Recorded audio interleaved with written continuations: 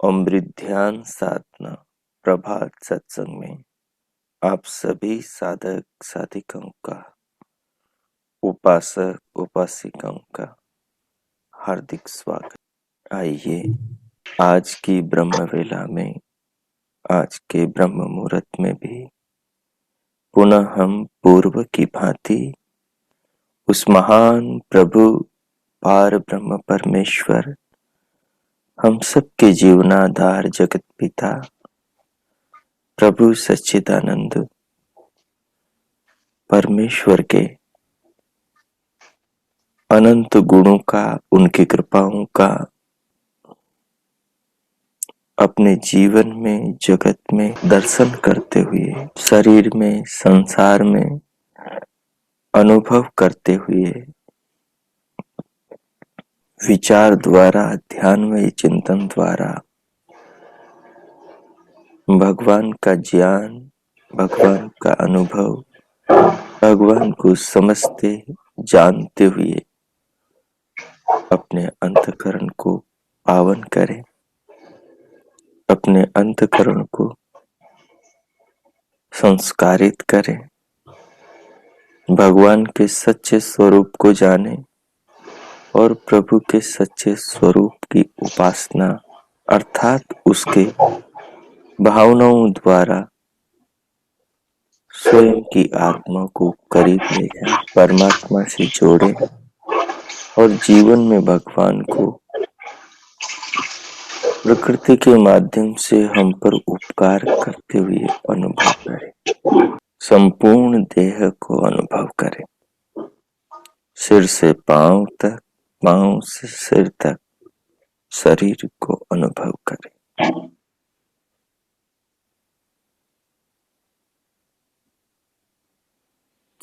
शरीर को अनुभव करते हुए बाहर से भीतर आती श्वास को, प्राण वायु को, जीवनदायिनी इस प्रभु कृपा को अनुभव करें।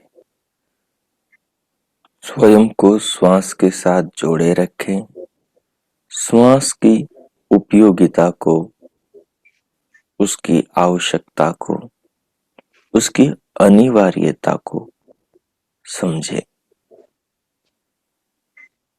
और उसके निर्माता, उसके रचयिता, उसके बनाने वाले और उसके द्वारा अपने जीवन को जीवंत रखने वाले, अपनी आत्मा को इस शरीर में श्वास के द्वारा धारण करने वाले विधाता परमात्मा को अपनी भावनाओं में लाए।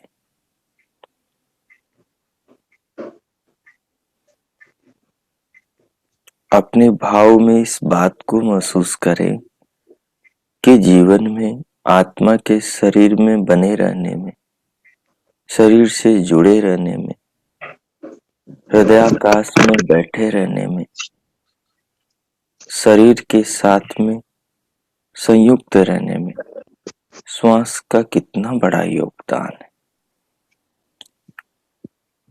और शरीर के भीतर श्वास की व्यवस्था करने में कि इस श्वास से, इस प्राण से पूरी देह चल पड़ती है। शरीर के भीतर के हजारों लाखों पुर्जे, अंग प्रत्यंग चल पड़ते हैं जिनको हम गिन नहीं सकते। हमारे शरीर में कितनी कोशिकाएं हैं, नई बनती और पुरानी नष्ट होती रहती। हमारे शरीर में कितने ऊतक, कोष्ठक, नाड़ी संस्थान हैं, तंत्रिका तंत्र हैं। हमारे शरीर में कितनी नस नाड़ियां, मांसपेशियां, अस्थियां हैं। हमारे शरीर में कितना मांस, मज्जा, अस्थि, मेद। हमारे शरीर में कितने अंग प्रत्यंग।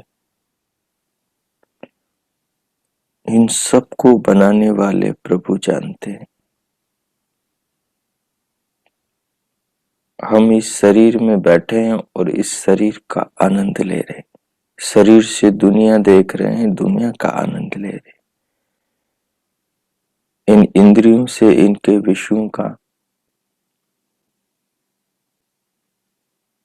बुद्धि से, मन के द्वारा भगवान के वेद ज्ञान का और इस संसार का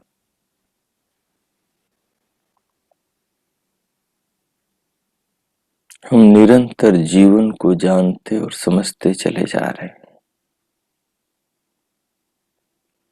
और अपने इस जीवन में हम भगवान को देखते हैं कि वो जीवन के हर क्षण, हर पल में जीवन के आधार है। परमात्मा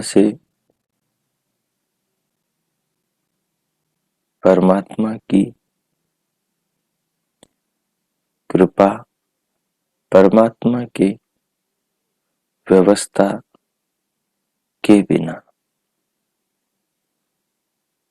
न तो ये जीवन संभव है, न ये जगत, ये चांद सूरज धरती आकाश संबंध है। उनके बिना किसी का हमसे कोई संबंध नहीं और उनके बिना धरती पर किसी का भी होना संभव नहीं।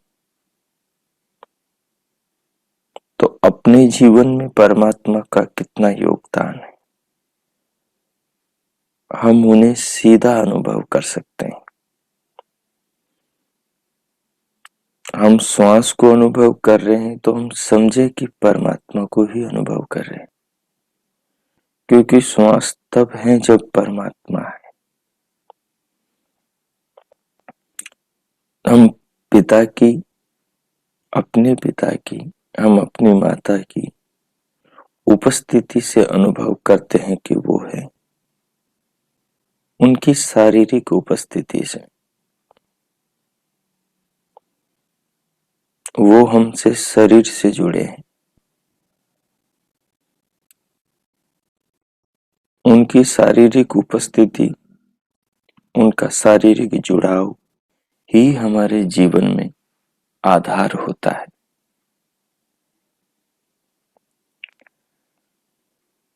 हम स्पष्ट देखते हैं कि बच्चा माँ के शरीर से जुड़ा है और बच्चा भी शरीर से माँ के शरीर से जुड़ा है।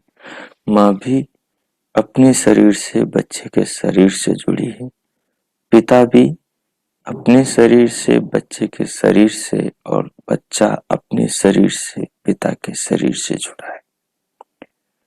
हम वृक्षों से जुड़े हैं, उनके शरीर से जुड़े हैं, वो भी हमारे शरीर से जुड़े। एक आत्मा दूसरी आत्मा से जुड़ी है तो शरीर के माध्यम से जुड़ी है। अपनी बात को शरीर के द्वारा ही, अपनी बात को एक आत्मा दूसरी आत्मा तक शरीर के द्वारा पहुंचाती, दूसरी आत्मा शरीर के द्वारा ही उस बात को सुनती है। दूसरी आत्मा हमारी अच्छी बात हो तो उसकी प्रतिक्रिया अच्छी करती है। उस प्रतिक्रिया को हम आंखों से देखते हैं। दूसरी आत्मा अपने शरीर से, पिता की आत्मा, माता की आत्मा, बच्चे की आत्मा, पत्नी की आत्मा, पति की आत्मा, मित्र की आत्मा, शत्रु की आत्मा हमारे बात का प्रतिकार वाणी से करती हैं, हाथों से करती हैं, अपने हाव भाव से करती हैं। बात हमारी अच्छी हो तो सामने से प्रतिकार अच्छा आता है और उस प्रतिकार को हम अनुभव करते हैं। हमारी बात अच्छी है तो सामने से अच्छा प्रतिकार आता है और उसे हम हृदय में अनुभव करते हैं।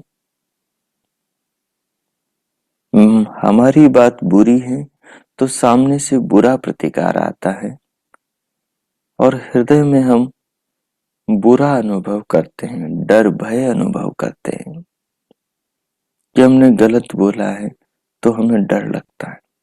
सामने वाला आदमी केवल हमारे हाव भाव को, हमारे कर्म को, हमारी क्रिया को देख सकता है, वो हमारे मन को नहीं पढ़ सकता। इसी तत्व को आप प्रभु से जोड़ें। प्रभु हमारे शरीर को भी देखते हैं और हमारी आत्मा को भी देखते हैं और हमारे मन को भी देखते हैं। विश्वम शृणोति पश्यति, और हमारी बात को भी सुनते हैं। भगवान हमें सुनते हैं और हमें देखते जानते हैं, मन को भी जानते हैं, मन में चल रहे विचारों को जानते हैं और वाणी से निकलने वाली बात को जानते हैं। जैसे अपने माता पिता या कोई भी मनुष्य अपनी कही बात को जानकर हमें उस बात के अनुरूप अच्छा भाव देता है या बुरा भाव देता है, तो उसके अनुसार हम अच्छा बुरा महसूस करते हैं। वैसे ही जब हम भगवान को अच्छा बोलते हैं तो भगवान हमें अच्छा भाव देते हैं।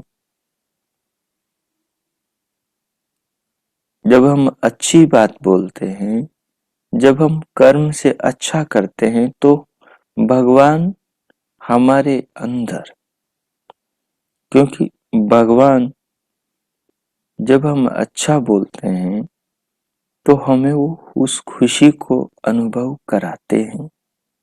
जैसे हमने व्यक्ति से वाणी से बुरा बोला तो वो बुरी प्रतिक्रिया करता है, वैसे ही हम जब भगवान के प्रति बुरा करते हैं तो हम अपने आप में बुरा महसूस करते हैं।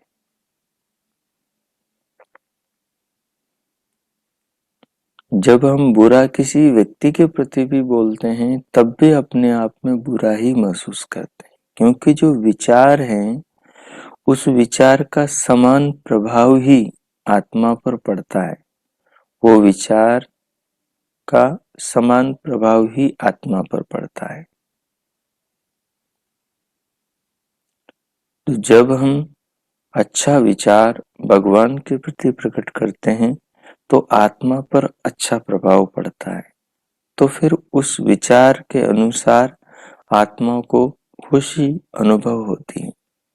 जब हम बुरा विचार उत्पन्न करते हैं मन में, तो बुरे विचार के अनुसार आत्मा पर बुरा प्रभाव पड़ता है और उससे आत्मा बुरा महसूस करता है। आत्मा क्या है कि जानने वाला तत्व है। आत्मा सदैव जानता है, अच्छाई को भी जानता है और बुराई को भी जानता है। हम अच्छा बोलेंगे उसे भी जानेगा, हम बुरा बोलेंगे उसे भी जानेगा। हम जो बोलते हैं, जो सोचते हैं, उस पर पूरा केंद्रित नहीं रहते। हमारा चित्त बहुत चंचल है। धीरे धीरे योगाभ्यास करने से हमारा मन एकाग्रचित हो जाता है, तो हम समझते जाते हैं कि चीजें कैसी हैं, चीजें कैसी हैं। हमारा जो आत्मा है, जब हम जो भी विचार हृदय में करते हैं उस विचार के अनुरूप स्वयं को अनुभव करता है। परमात्मा सर्वसाक्षी है। परमात्मा हमें जो भी सुख देते हैं वो सुख इस प्रकृति की वस्तुओं के द्वारा देते हैं। माता पिता से जो भी सुख मिलता है उनके शरीर के माध्यम से मिलता है। उनका शरीर तब काम करता है जब उनके शरीर में आत्मा हो। उनका शरीर पंचभूतों से परमात्मा के द्वारा बना है। परमात्मा का शरीर भी पंचभूतों से परमात्मा के द्वारा बना है। क्योंकि हम तो अल्पज्ञ हैं, इसलिए अपना शरीर बना नहीं सकते। परमात्मा सर्वज्ञ है, इसलिए वो अपना शरीर खुद बना लेते हैं, जैसे हमारे लिए अपना अपना शरीर बनाते हैं। परमात्मा का शरीर ये सारा का सारा ब्रह्मांड है। परमात्मा का शरीर सूर्य है, चंद्रमा है, बृहस्पति है, बुध है, शुक्र, अरुण, वरुण, सारा जगत पूरा विश्व में। तो परमात्मा हमें जो सुख देते हैं वो इस शरीर के माध्यम से देते हैं। जैसे माता पिता जो सुख देते हैं बच्चों को, वो शरीर के माध्यम से देते हैं। तो शरीर ही सुख का, सहयोग का, आदान प्रदान का साधन है। तो हम माता पिता के सहयोग को देख करके उन्हें अनुभव करते, हम उन्हें आंखों से देखते हैं, उनके शरीर को देखते हैं, न कि उनकी आत्मा को देख पाते। तो परमात्मा को भी हम शरीर से देखते हैं, हम परमात्मा को भी शरीर से देखते हैं, आंखों से देखते हैं। परमात्मा सर्वदेशी, सर्वव्यापक है और अपने जो माता पिता हैं वो एक देशी हैं। तो वो एक देशी होने से और वो छोटे होने से, वो 2-4, वो 5-6, वो आकार में, लंबाई में, भार में, इन चीजों में, कद काठी में छोटे होने से हमें नेत्रों से दिखाई देते हैं। 4 फुट, 5 फुट, 6 फुट, 7 फुट, इतने आदमी को हम नेत्रों से देखते हैं तो बिल्कुल हमें समझ में आता है। लेकिन कोई ऐसा आदमी हो जिसकी लंबाई चौड़ाई का कोई और छोर न हो, उसे हम कैसे जान सकते? कभी भी नहीं जान सकते। बच्चों के पेट में जो मीठा खाने से कीड़े पड़ जाते, वो कीड़े कैसे जानेंगे कि वो किसी आदमी के पेट में है? वो जिसके पेट में जन्मे हैं वो एक महान बड़ा आदमी है, वो कृमि कभी नहीं जान सकता इस तत्व को। लेकिन हम कैसे कृमि, हम कैसे मनुष्य प्राणी हैं कि हम, जिसने हमें बनाया है उसने ज्ञान दिया है कि तुम मुझे इस ज्ञान के द्वारा जान सकते हो। वो ज्ञान वेद का ज्ञान है। उस वेद के ज्ञान से हमें अपने को बनाने वाले को, स्वयं के शरीर, इस प्रकृति, सृष्टि, जगत को, आत्मा परमात्मा के बीच के माध्यम को बनाने वाले परमात्मा को जान सकते हैं। उसने स्वयं बताया। लेकिन वो जो कृमि है, जो किसी के पेट में जन्मा है, वो वेद नहीं पढ़ सकता, इसलिए वो जिसके पेट में जन्मा उसको नहीं जान सकता। और वो जो कृमि है वो तो मनुष्यतर योनि है। मनुष्य से इतर जो योनियां हैं, उन योनियों में केवल भोग देह होती है, कर्म देह नहीं होती। तो वहां वो नए कर्म नहीं कर सकते, वो पिछले पापों के फलों को भोगते हैं। तो मनुष्य से इतर योनियों में भगवान को नहीं जान सकते, इसलिए वहां उन प्राणियों को वेद पढ़ने की कोई व्यवस्था नहीं है। वेद केवल मनुष्य पढ़ सकता है। इस सृष्टि को अपने चिंतन में केवल मनुष्य ला सकता है। पशु, पक्षी, कृमि, कीट, पतंग, पेड़ पौधे, स्थावर, जंगम इत्यादि जितने भी प्राणी हैं, मनुष्य योनि को छोड़कर 1,84 लाख योनियों के प्राणी, वो वेद को नहीं पढ़ सकते। तो वो स्वयं को नहीं जान सकते कि वो क्या है। वो हैं, लेकिन वो अपना चिंतन नहीं कर सकते कि उनके शरीर में 11 इंद्रियां हैं, कि उनके शरीर में मन है, कि उनके शरीर में इतने अंग प्रत्यंग हैं, कि उनके शरीर में क्या क्या है, वो नहीं जान सकते। वो विश्लेषण अपना, अपनी जाति का, जगत का कुछ भी नहीं कर सकते। परंतु मनुष्य सबसे अलग योनि है। मनुष्य ऐसा प्राणी भगवान ने बनाया है कि वो जान सकता है अपने बनाने वाले को, वो जान सकता है दुनिया को बनाने वाले को। भले ही दुनिया का बनाने वाला सर्वव्यापक है, भले ही दुनिया का बनाने वाला अपने माता पिता की तरह छोटे कद वाला नहीं है कि उसे जाना जा सके। दुनिया को बनाने वाला सर्वव्यापक है। हमारे माता पिता जितने हैं, क्योंकि उनका जीवन और उनका कार्य दुनिया को बनाने वाले के सामने अत्यंत अल्प है, कुछ भी नहीं है, बहुत मात्र है। क्योंकि दुनिया को बनाने वाला पूरी दुनिया को धारण करता है। अपने माता पिता किसको बनाते हैं? वो किसी को भी नहीं बनाते। मकान, भवन, दुकान वगैरह वो बनाते हैं, तो इन चीजों की वो देख रेख करते हैं। लेकिन ये चीजें भी दुनिया को बनाने वाले के नियम से बनती है और उन नियमों पर ही टिकती है, भले बनाते हम हैं। भले ही बनाते हम हैं। अब मनुष्य का जो शरीर है, मनुष्य का शरीर मनुष्य नहीं बनाता।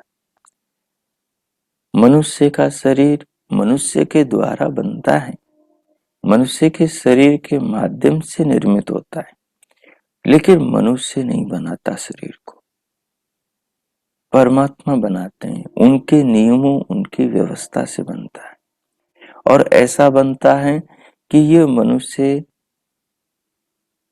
अपने जिनके शरीरों से इसका शरीर बनता है उन्हें जान सकता है, और जो जिनके माध्यम से इसके शरीर को बनाने वाला है उस विश्व विधाता परमात्मा को भी जान सकता है। क्योंकि इस मनुष्य के शरीर में ऐसी खासियत, ऐसी विशेषता इस दुनिया के बनाने वाले भगवान ने रखी है कि ये इस अनंत व्यापक सृष्टि को, इस विशाल ब्रह्मांड को उस विधाता के ज्ञान वेद के द्वारा ऋषियों के मार्गदर्शन से जान सकता है। तो ये सृष्टि में जो परमात्मा की व्यवस्था है उसके द्वारा परमात्मा से जुड़कर परमात्मा को अनुभव कर सकता है। जब बच्चे को माता पिता भोजन खिलाते हैं तो बच्चे को खुशी होती है, क्योंकि उसे जीवन मिल रहा है। और भोजन नहीं देते हैं तो बच्चा रोने लगता है, चिल्लाने लगता है। क्यों? क्योंकि उसको दुख मिलता है। हमें भी यदि प्रकृति से, सृष्टि से कोई सुख न मिले, सहयोग न मिले, जीवन में परमात्मा की ओर से, प्रकृति के माध्यम से, सृष्टि के माध्यम से सहयोग न मिले, हम भी रोने लगते हैं। अगर श्वास न आए तो हम रोने लगते हैं। अगर शरीर में बीमारी हो जाए, स्वास्थ्य न हो, कोई खराबी हो जाए तो हम रोने लगते हैं। शरीर में सब ठीक हो तो हम खुश रहते।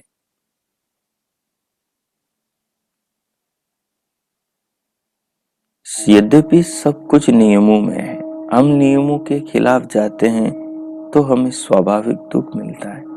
हम नियमों के अनुकूल चलते हैं तो हमें स्वाभाविक सुख मिलता है। तो हम ध्यान में बैठे बैठे इस तत्व को जान सकते हैं जब हम चिंतन करेंगे कि प्रभु तो मुझे जीवन दे रहे हैं, श्वास के रूप में दे रहे हैं, तो हम इस तत्व को अनुभव करेंगे।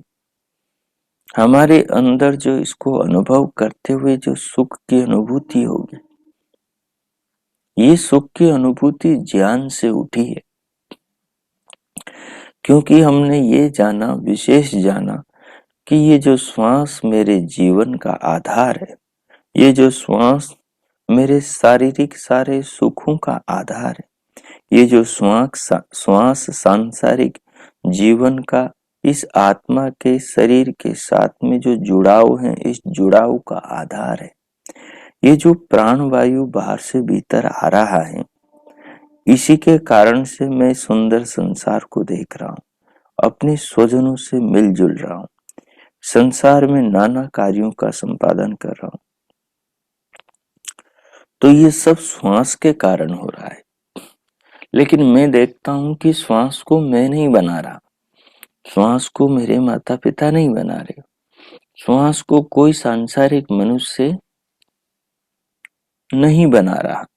श्वास तो कोई ऐसी शक्ति है जो न दिखाई देते हुए बनाकर मुझे प्रदान करा रही है। तो जो बनाकर प्रदान करा रही है और नेत्रों से दिखाई नहीं दे रही, वही शक्ति मेरे हाव भाव को जान रही है। क्योंकि मेरा जो मन है, जिससे मैं विचार करता हूं, उस मन को उसने बनाया है।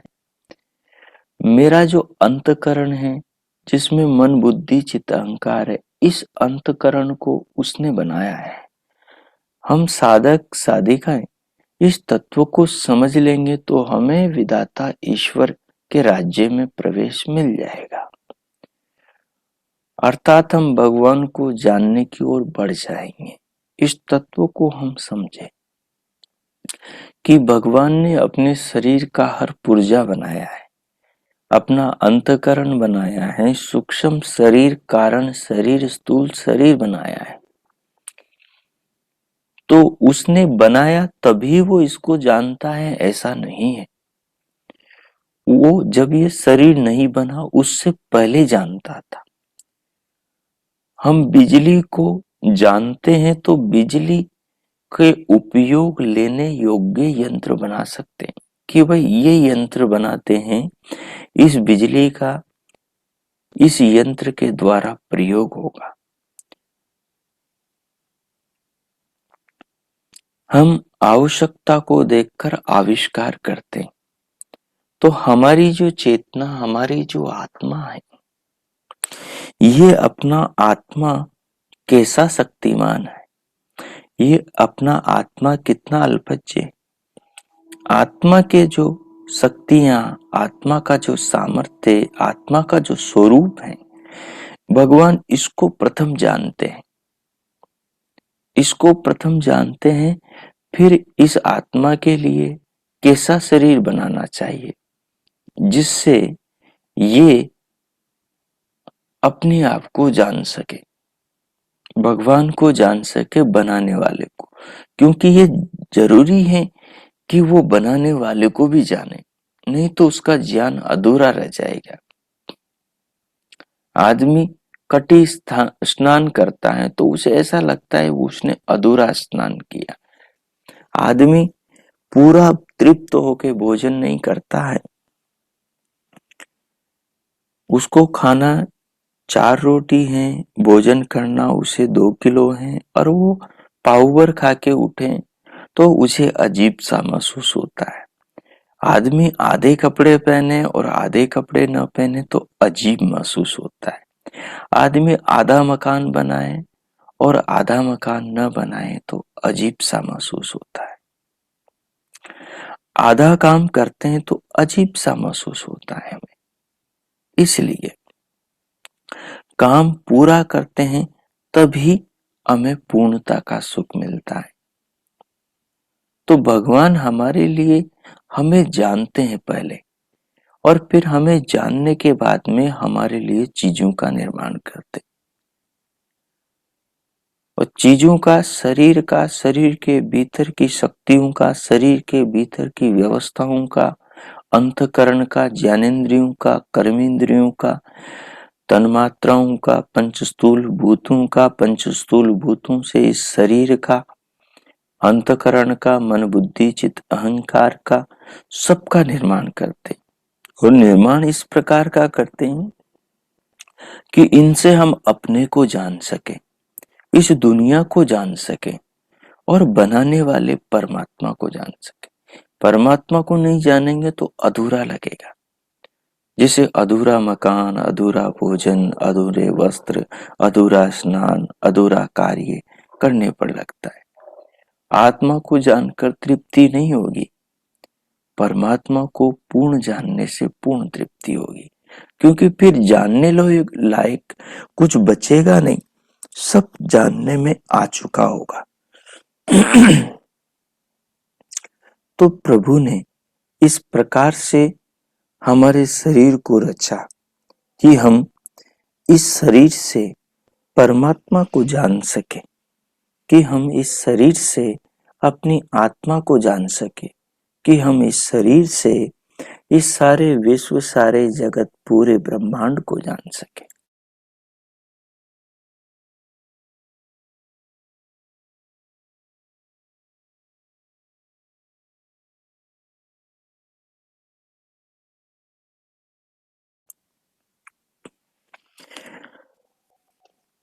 हम इन सबको जान सके, इस प्रकार का अपने को शरीर दिया प्रभु ने।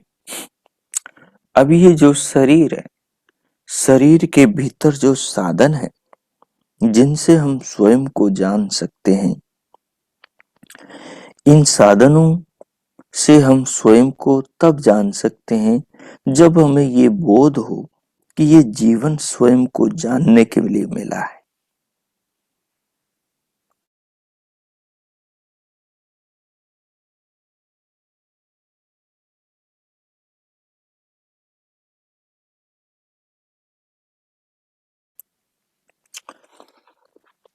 जब जान सकते हैं जब हमें ये जानने का बोध हो कि मुझे ये जानने के लिए मिला है। देखिए, कुत्ता, बिल्ली, भेड़, बकरी, कीड़े मकोड़े, कृमि, कीट पतंग, जितने भी प्राणी हैं, उनको ये सुध नहीं है कि हमें ये जीवन जानने के लिए मिला है। ये चेतना उनमें नहीं है, वो जान भी नहीं सकते, तो उनमें वो भाव पैदा नहीं होते। पर मनुष्य जान सकता है। मनुष्य चिंतनशील प्राणी, चिंतन वो भी करते हैं, लेकिन उनका चिंतन एक सीमित दायरे तक होता है। मनुष्य अपने चिंतन की सीमाएं बढ़ा सकता है, बढ़ाकर ब्रह्मांड के अंतिम छोर तक ले जा सकता है, क्योंकि भगवान ने इसके अंदर वो सामर्थ्य रखा है और प्रभु ने सूचना मनुष्य को अपने ज्ञान वेद द्वारा दी है कि इसके चित्त के अंदर चारों वेदों का ज्ञान आ सकता है अगर ये चाहे तो। और चारों वेदों में सारे ब्रह्मांड का ज्ञान दे दिया गया है। अब अपने को अपने चित्त के द्वारा उस सारे ज्ञान को भरने के लिए श्रम करना होगा। उस श्रम के स्थान को आश्रम कहते हैं, और वो आश्रम भी चार हैं जिसमें मनुष्य को बांटा गया। विद्या का आश्रम ब्रह्मचर्य आश्रम है, जहाँ शिक्षा मिलती है, और उसका प्रैक्टिकल जहाँ किया जाता है वो आश्रम गृहस्थ आश्रम है, जहाँ विद्या का प्रायोगिक जीवन में जीकर देखा जाता है। और जो जीवन में देखा जाना, उसके बाद में चीजों के प्रति आसक्ति भाव मिट जाता है।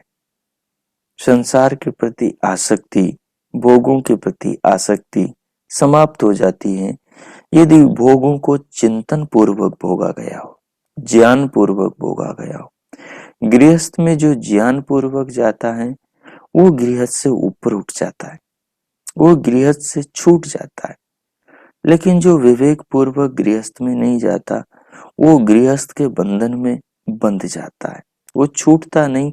गृहस्थ में वो नाना प्रकार की मोह ममता और भोगों से, ऐष्णाओं से, तमाम प्रकार के प्रलोभनों से ग्रसित हो जाता है और बंधनों में, बेड़ियों में बंध जाता है। मानसिक रूप से पूरी तरह जकड़ जाता है। नाना प्रकार के लोभ, लालच, ऐष्णाएं उसको बांध लेती। जब अज्ञान पूर्वक मनुष्य गृहस्थ में जाता है तो बंध जाता है, लेकिन ज्ञान पूर्वक मनुष्य गृहस्थ में जाता है तो सब चीजों को देखकर उनसे ऊपर उठ जाता है। वो रिश्ते नातों को भी देखता है, उनसे भी ऊपर उठता है। वो खाने पीने की चीजों, मकान, भवन, दुनियादारी सबको देखता है, सबसे ऊपर उठता जाता है। वो जानता है कि सबका व्यक्तित्व अलग अलग है, और वो जान जाता है कि सब अपनी अपनी मंजिल को पाने के लिए संसार में जन्मे। वो जान जाता है कि गृहस्थ में इकट्ठे इसलिए हुए हैं कि ये जो जन्म जन्मांतरों से संसार वस्तुओं के प्रति वासनाएं भरी हुई थी, इनको भोग कर समझ पूर्वक इनसे ऊपर उठा जाए और मुक्त हुआ जाए। और वो देखता है कि सारे सुख क्षणिक हैं, तो विवेक पूर्वक जाता है तो बंधनों से छूट जाता है। उसका वो व्यापक चिंतन वानप्रस्थ में जाके करता है, यानी वन के अंदर जाकर करता है। वन में एकांत होता है, वहां कोई उसको परेशान डिस्टर्ब करने वाला नहीं होता। तो वहां बैठकर शांति से वो पूरे अतीत का अवलोकन करता है और खोए पाए का हिसाब लगाता है कि सार क्या निकला पूरे गृहस्थ जीवन का। 25 साल का सार क्या निकला, तो सार निकाल लेता है और सार निकालने के बाद में फिर अपने आप को निश्चिंत करता है कि सार इसमें कुछ भी नहीं, संसार में सब निसार है। संसार सार नहीं, आत्मा सार है। ये तो सारी आत्मा तक पहुंचने की व्यवस्था परमात्मा ने करी कि किस तरह ये आदमी आत्मा तक पहुंचे, अपनी आत्मा तक। तो वानप्रस्थ में वो आत्मा तक पहुंच जाता है, बैठकर एकांत में खूब चिंतन मनन करता है, सब खोए पाए का हिसाब लगाता है। धीरे धीरे वो प्रकृति का चिंतन करता है, प्रकृति के 24 विकारों का चिंतन करता है, आत्मा का, जगत का चिंतन, शरीर आत्मा का चिंतन करके विवेक ख्याति को प्राप्त होता है, जड़ चेतन को अलग कर लेता है, फिर अपने आत्म तत्व का साक्षात्कार कर लेता है। साक्षात्कार करने के बाद परमात्मा का साक्षात्कार करता है। जब जीवन का उद्देश्य पूरा हो जाता है, जन्म लेने का उद्देश्य पूरा हो जाता है, तो फिर उस चीज को सारी दुनिया को बता देता है कि अब मैं पूरी तरह अपने आप को जान चुका हूं। अब अधूरापन कुछ नहीं रहा। अब मैं अग्नि के समान पावन हो गया हूं। अब मैं ऊपर उठ गया हूं। बाकी सब चीजें नीचे जाती हैं, एक अग्नि है जो जमीन से ऊपर जाती है।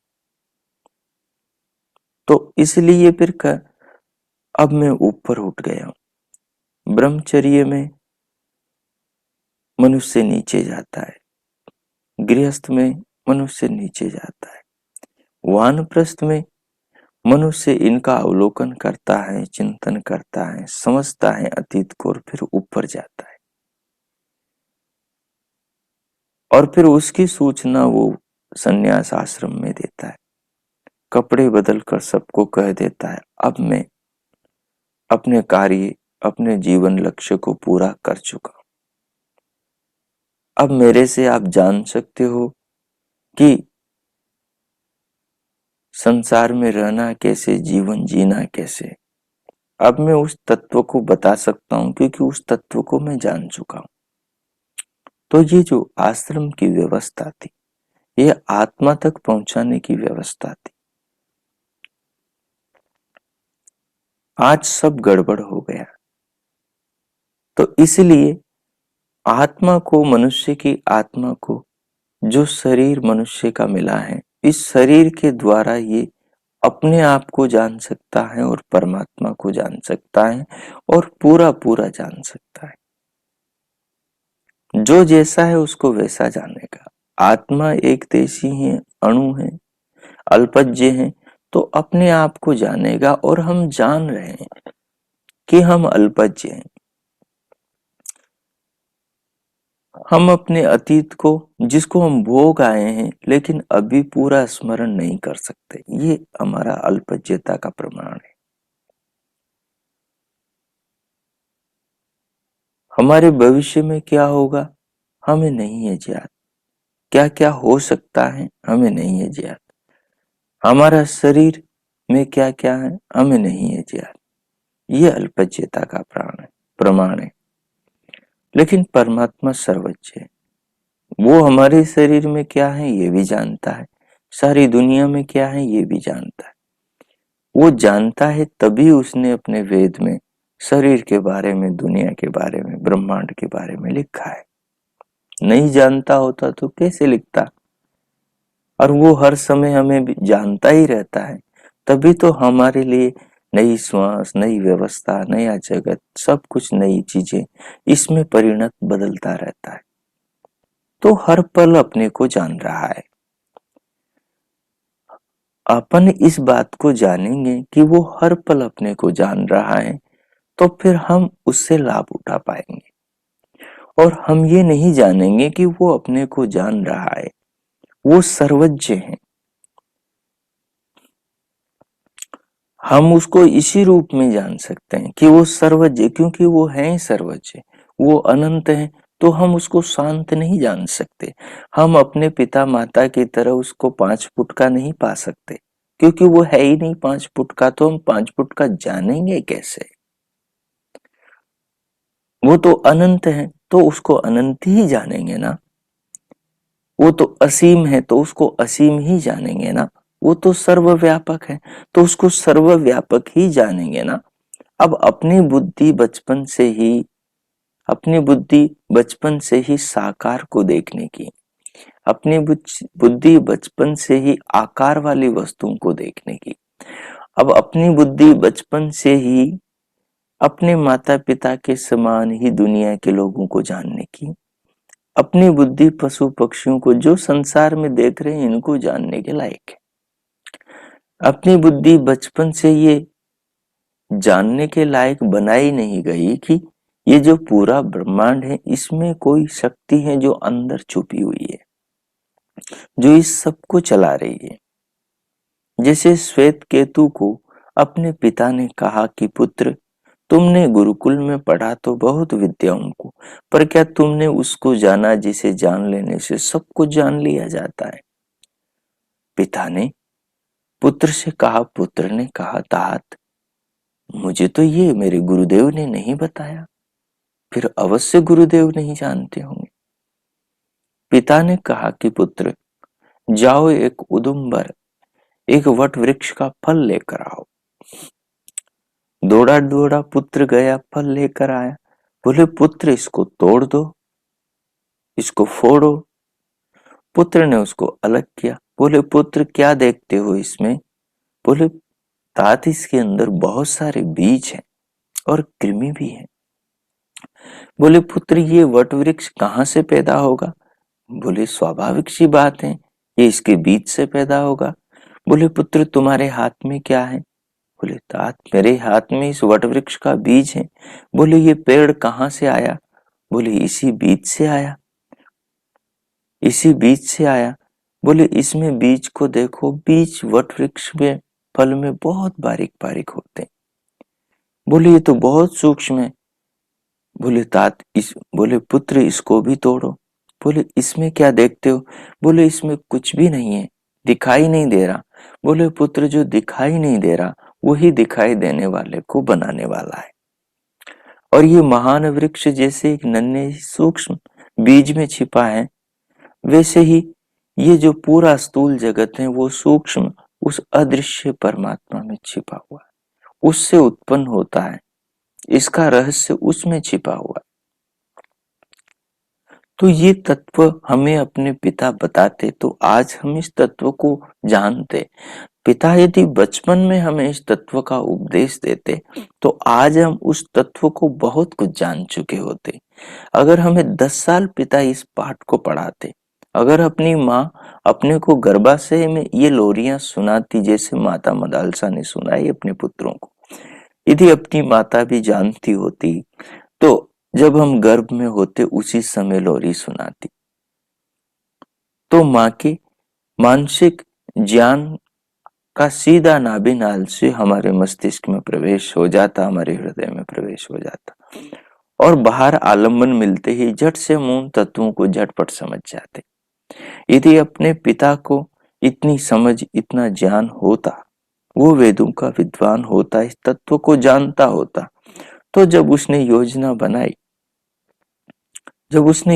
बनाई संतान की, तो तब से वो 6 महीने साल भर इस तत्व का विचार करता और तत्व का विचार करके चिंतन से अपने पूरे शरीर को, मांसपेशियों को, रस रक्त मांस मज्जा अस्थि मेद और शुक्र को धातु को, वीर्य को संस्कारित करता और फिर उस संस्कारित हुए वीर्य को अपनी गर्भिणी में आधान करता और फिर माता भी उसका चिंतन करके उसको इस प्रकार से संस्कारित होती और फिर उस प्राप्त हुए शरीर से जब वो बच्चा संसार में आता तो इस परम तत्व को वो आलंबन मिलते ही वेद शास्त्रों को जरा सा पढ़ते ही जान जाता, जरा सा पढ़ते ही जानता। जैसे माता देवहूति के पुत्र महर्षि कपिल ने वो ज्ञान के साथ में संसार में माता से जन्मे थे, गर्भाशय से आए, बोलने लगे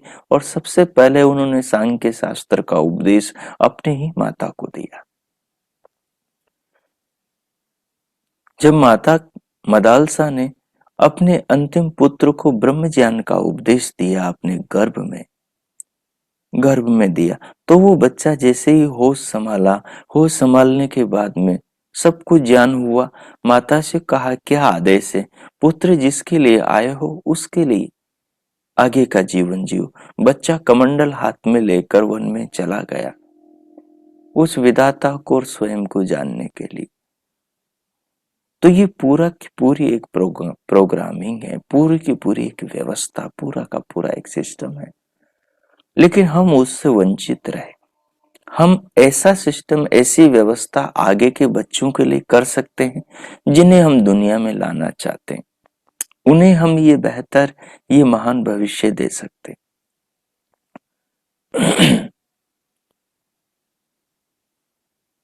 इसलिए हम परमात्मा को आज पूरा नहीं जान पा रहे।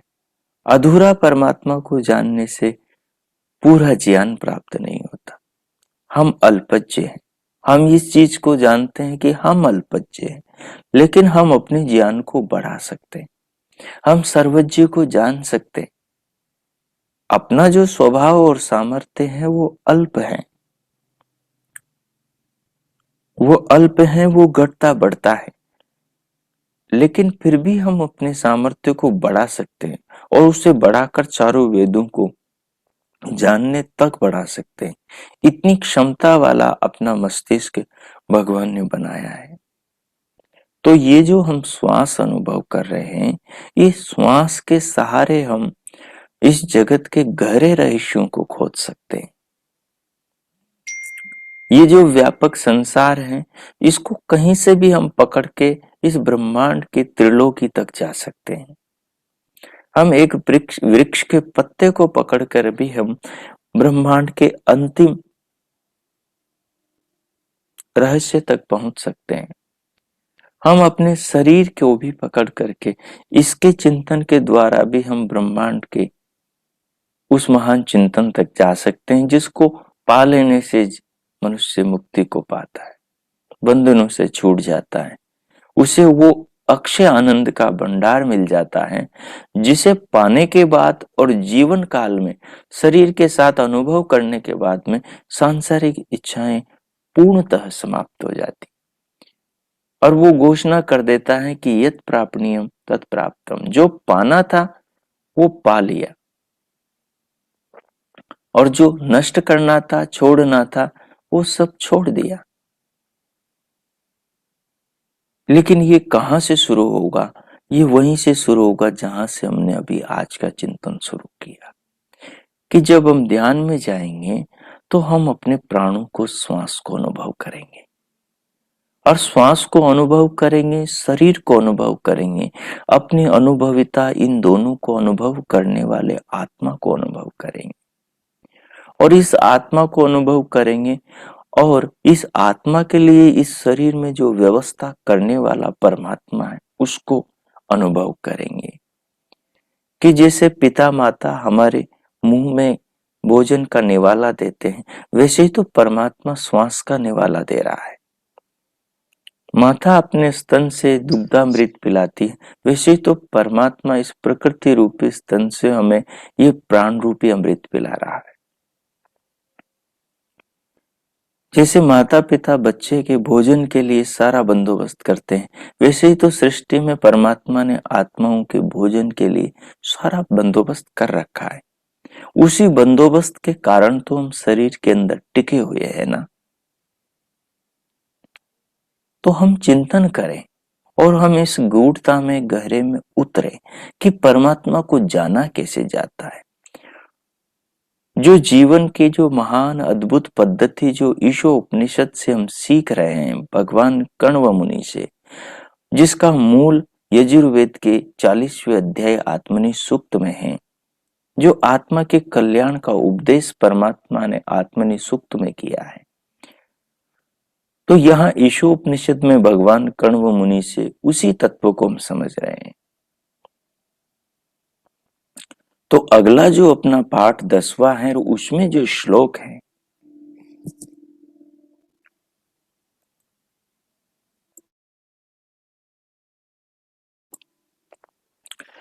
अगला जो अपना पाठ 10वां है, उसमें जो ये श्लोक है कि पूषण नकर्षे यम सूर्य,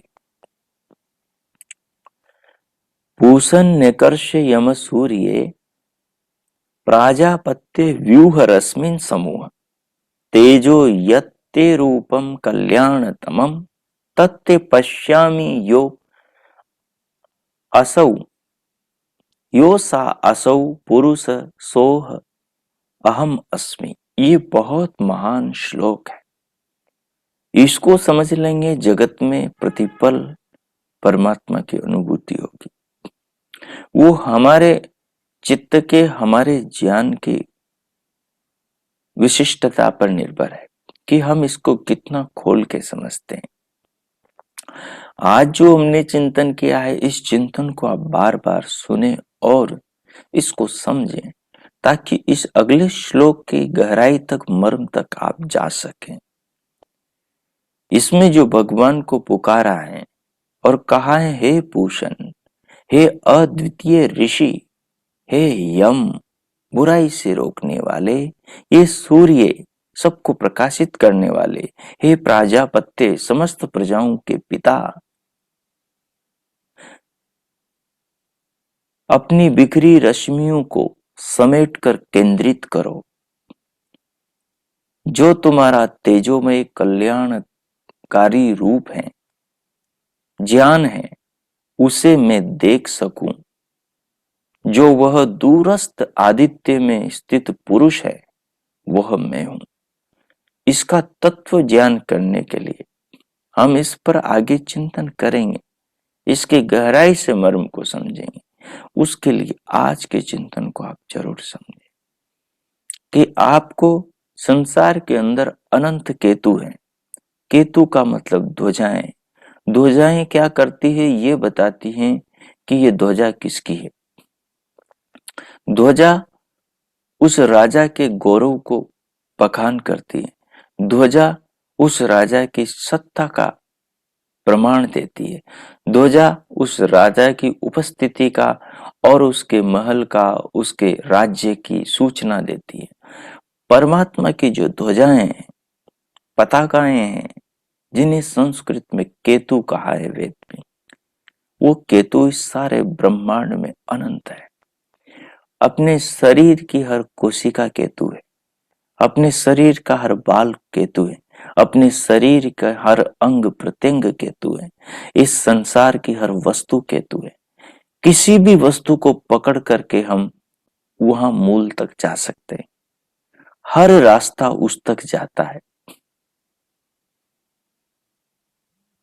इसलिए एक ही सत्य को विप्र, बुद्धिमान, विद्वान लोग अलग अलग प्रकार से कहते हैं।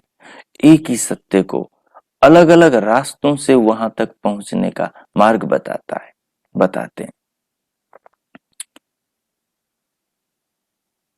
आप शरीर को जान करके वहां जा सकते हैं।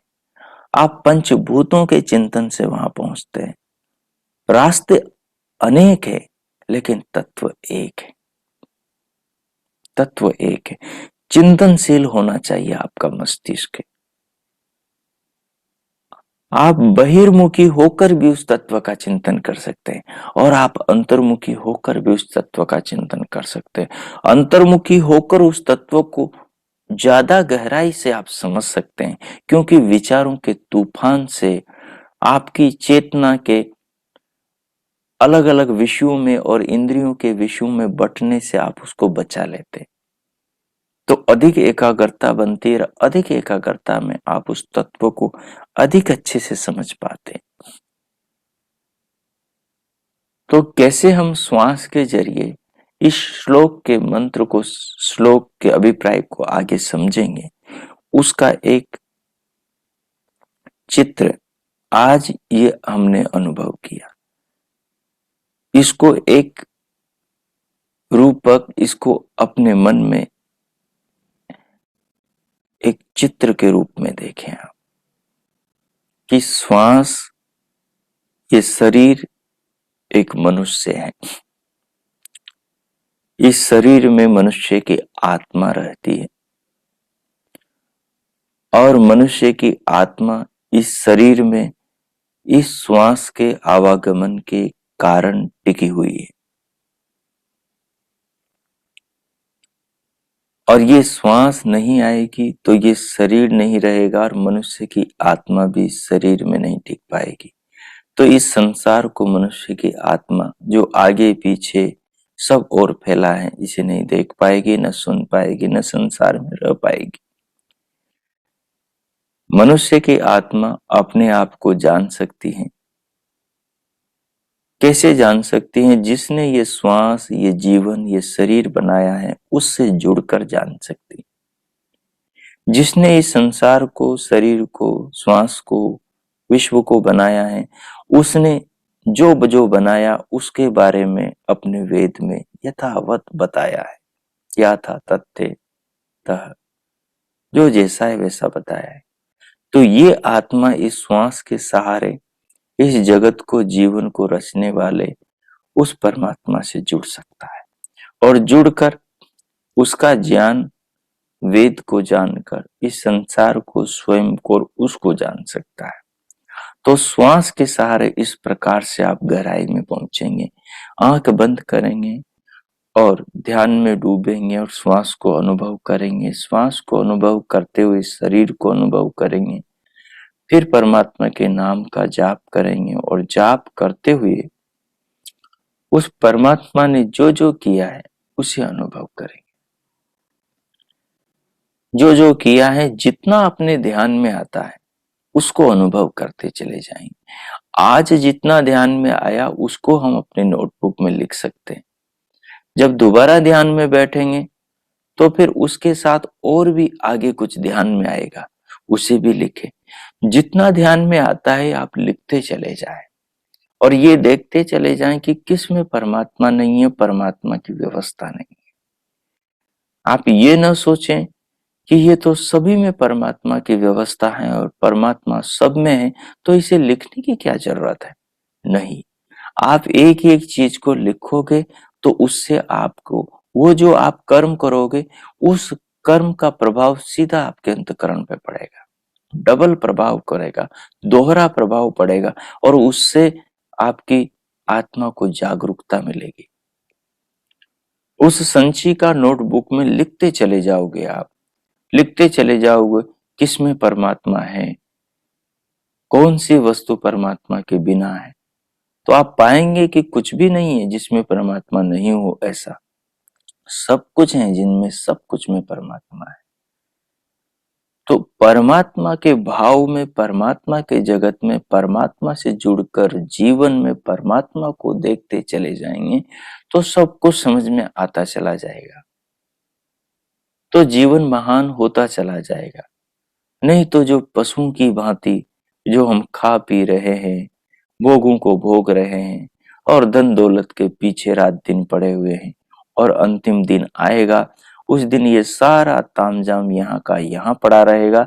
लोग चारपाई पर उठाएंगे, शमशान में छोड़ेंगे और अग्नि में सीख लगाकर अग्नि को सौंप करके हांडी फोड़कर चले आएंगे। सब खत्म खेल। कुछ अपने साथ में जानने का नहीं। इस सत्य को पहचानो, इस सत्य को पहचानो और बुद्धिमान इंसान बनो। ये जगत भगवान ने उनको सौंपा है जो संसार में बुद्धिमान बनता है। बुद्धिमान इंसान को भगवान ने एक नाम दिया है, संज्ञा दी है, पहचान दी है, उसके व्यक्तित्व को एक अद्भुत संज्ञा दी है। उस संज्ञा का नाम आर्य है, उस नाम का नाम आर्य है। और यास्काचार्य ने कहा ईश्वर पुत्र आर्य, ईश्वर का पुत्र आर्य। आर्य उसे कहते हैं जो बुद्धिमान हो। बुद्धिमान वो है जो वेद का ज्ञानी हो, वेद को जानता हो। जो वेद को जानता है वो सबको जानता है, इसलिए फिर वो ईश्वर को भी जानता है।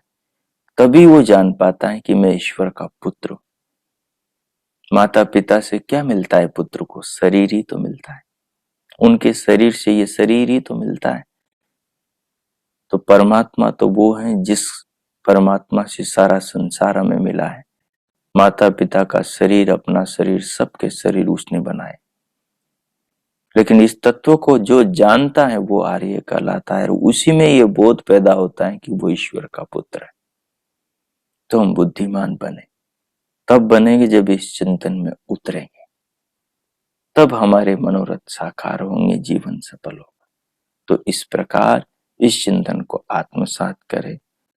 और अब मैं मौन होता हूं, 5 मिनट इस पर आप विचार करें, ध्यानमय चिंतन करें, प्रभु की कृपाओं को जीवन में निहारें और इस सत्य को भी ध्यान में रखें कि मौत ये सब हमसे छीन लेगी, सारे अवसर छीन लेगी, सारे तामझाम, सारे ठाट बाट छीन लेगी, सारा अहंकार, सारी पदवी, सारी डिग्रियां छीन लेगी, सारा ऐशो आराम छीन लेगी, सारा गर्व घमंड छीन लेगी, सारे राग द्वेष छीन लेगी, कुछ भी नहीं छोड़ेगी, यहां तक कि इस शरीर को भी छीन लेगी। अपने सारे तामझाम में एक कील भी साथ में ले जाने नहीं देगी, फटा हुआ कपड़ा भी उठाकर नहीं ले जाने देगी। घर की निम्न से निम्न अमूल्य वस्तु, चप्पल जूते भी नहीं उठाकर, एक कन भी नहीं उठाकर, एक तिनका भी नहीं ले जाने देगी। तो फिर हम किस घमंड में, किस गर्व में, किस दुनिया में और किस भाव में जी रहे हैं? अपने सत्य क्या है? तो सत्य पर केंद्रित हो, और जो चिंतन किया है इस चिंतन को अब आप आगे कैसे करें, उसके लिए अपने अंदर संकल्प पैदा करें और भगवान से वार्तालाप करें। आपकी वार्ता को प्रभु सुन रहे हैं क्योंकि वो सर्वज्ञ है। जितना आप इस चिंतन को ऐसे करेंगे, अपनी बुद्धि में ये बात बैठेगी, अपनी आत्मा के इस समझ में आएगा। ध्यान रखें इस बात का, आपके भीतर जैसे संस्कार होंगे, आत्मा उतनी ही दौड़ दौड़ सकता है, आत्मा उतनी ही दूर की सोच सकता है। जिस आदमी ने कभी वेद पढ़ा नहीं, जिस आदमी जिस वातावरण में जिया, जो आदमी जंगल में जिया है, तो उसको वही बोली आती है, वही भाषा आती है, उतना ही सोचना आता है। जिसने जीवन में जितना सीखा वो उतना ही समझता है। यदि हम में भी कोई यदि इस चीज को व्यर्थ समझता है, निसार समझता है, इसका उसके दिमाग में मूल्य नहीं, महत्व नहीं है, तो समझिए क्या उसकी बुद्धि, उसका विवेक उतना ही है। जिसको ये व्यर्थ और संसार महत्वपूर्ण लगता है, समझिएगा कि उसकी बुद्धि में संसार की नॉलेज है। उसने इस तत्व को जाना नहीं, इसलिए उसकी बुद्धि उतनी ही बौनी है। तो हम इस तत्व को समझेंगे, जो जितना जानता है उसके ज्ञान की दृष्टि उतनी उसको दूर तक ले जाती है, चीजों के उतनी ही गहराई से उनके स्वरूप से अवगत कराती। तो संकल्प करेंगे कि इस जीवन में आपको करना क्या है। अब मैं मौन होता हूं, 5 मिनट आप इस पर ध्यान में चिंतन करेंगे और भगवान के साथ संवाद करेंगे। भगवान झूठ नहीं बोलते, वो परम सत्यवादी। उन्होंने स्वयं कहा है, विश्वम शृणोति पश्यति। भगवान सबको सुनते हैं। ऋषि झूठ नहीं बोलते, ये ऋषियों की अनुभूति। तो आप प्रभु के साथ संवाद करें। अब मैं मौन होता हूं, 5 मिनट आप भगवान के साथ में इस जीवन को, इस चिंतन को आधार बनाकर संवाद करें। प्रभु के प्रति हृदय और आत्मा से धन्यवाद और कृतज्ञता अर्पण करें। ओ कीजिए।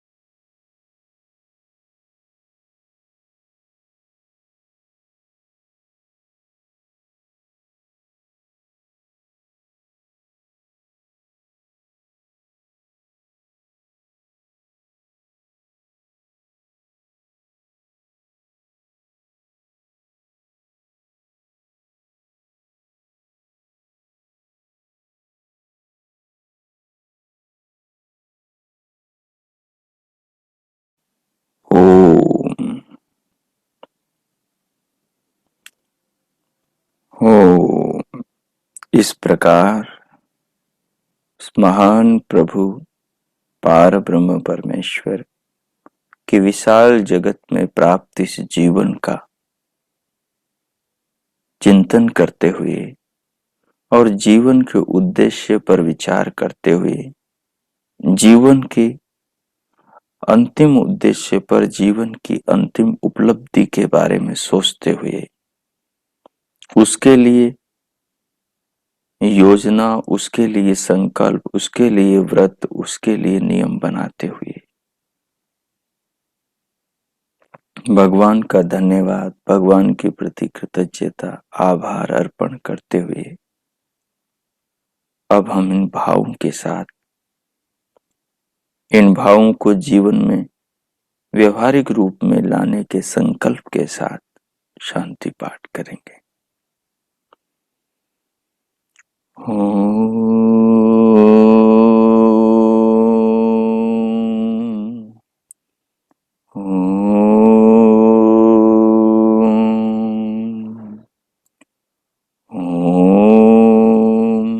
शांति शांति शांति ओम।